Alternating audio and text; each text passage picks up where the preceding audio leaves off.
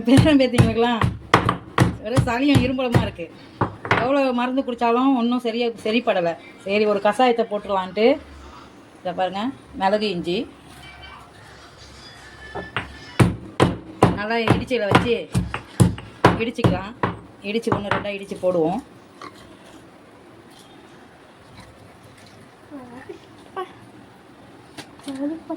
கமர் வெத்தலை,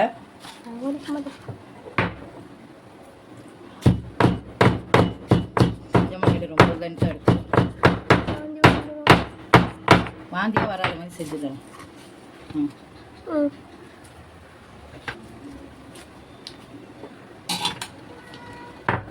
நாளைக்கு ஜயானுக்கு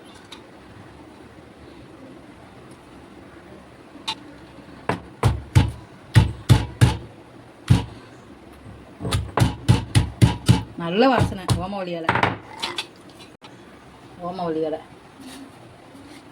இப்போ அது எல்லாமே கொதிச்சு தண்ணியாக வந்துடுமா? அது கொதிச்சு சாரெலாம் இறங்கும். முருங்கைக்கீரை எங்கள் அம்மா என்ன செய்வாங்க, யாருக்கு சளி பிடிச்சாலும் சரி, லூஸ் மோஷன் ஆனாலும் சரி, குழந்தைங்களுக்கு கொஞ்சோண்டு உப்பு வச்சு காலையில் வெறும் வயிற்றில் இந்த முருங்கைக்கீரையும் உப்பையும் கையிலேயே கசக்கி ஒரு 2 பாலாடை எடுத்து ஊற்றி விட்ருவாங்க. அவங்க கை மருந்து யாருக்கு முடியல அப்படின்னாலே உடனே இந்த வைத்தியம் தான் சொல்லுவாங்க, முருங்கைக்கீரை சாறு கொடுங்க அப்படின்னு. பெரியவங்களுக்கும் கொடுக்க சொல்லுவாங்க, சின்னவங்களுக்கும் கொடுக்க சொல்லுவாங்க. அதனால் முருங்கைக்கீரையும் போட்டுக்கலாம். அடுத்தது இது குப்பைமணி இலை. குப்பைமணி இலையும் சளியை கக்க வச்சிடும். அடுத்தது துளசி. இப்போ இது துளசி இலை போட்டுக்கலாம். அதுவும் உடம்புக்கு நல்லது தான். போட்டு எல்லாத்தையும் இடிச்சுக்கலாம்.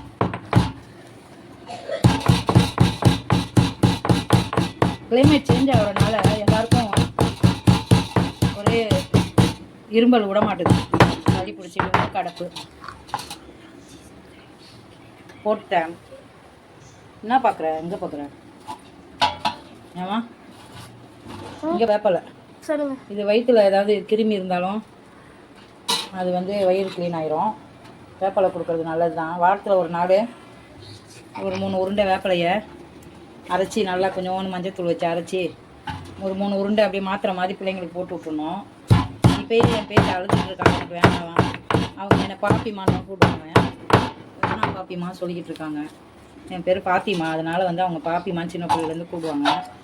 என் மகன் பிள்ளை தான் அத்தம்மான்னு கூப்பிடுவான். என்ன அவர் பேர் அத்தம்மான்னு கூப்பிட்றனால இல்லைம்மா அத்தம்மா பேரின்னு வச்சுட்டோம்.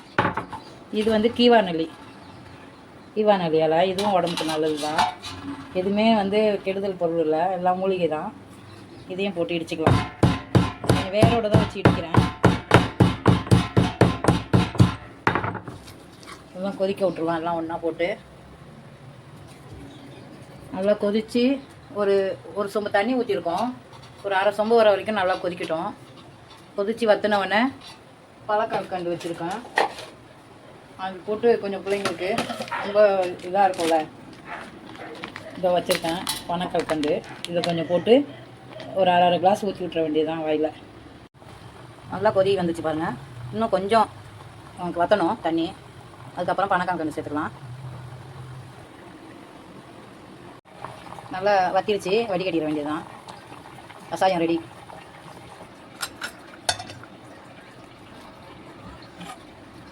வடிகட்டிடலாம். இதான் இரும்பலாக தான் இருக்குது. அதுக்கு தான் இந்த வேலை செஞ்சிட்ருக்காங்க, கை வைத்தியம். வீடியோ எடுக்கும்போது கிட்ட இரும்பிகிட்ருக்கான் அர்ஷத் வாள். நேற்று சொன்னேன்ல வீடியோவில், அர்ஷத்துன்னு ஒரு வாள் இருக்காங்க. அவன் தான் பயங்கரமாக இருந்துகிட்ருக்கான். அவ்வளோதான், ரெடி ஆகிடுச்சு.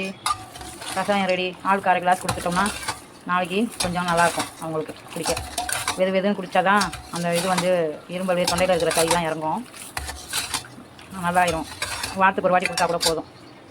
இந்த வீடியோ பிடிச்சிருந்தா லைக் பண்ணுங்கள், ஷேர் பண்ணுங்கள், கமெண்ட் பண்ணுங்கள், மறக்காமல் சப்ஸ்கிரைப் பண்ணிடுங்க ஃப்ரெண்ட்ஸ். பாய். நல்லா இருக்கும்.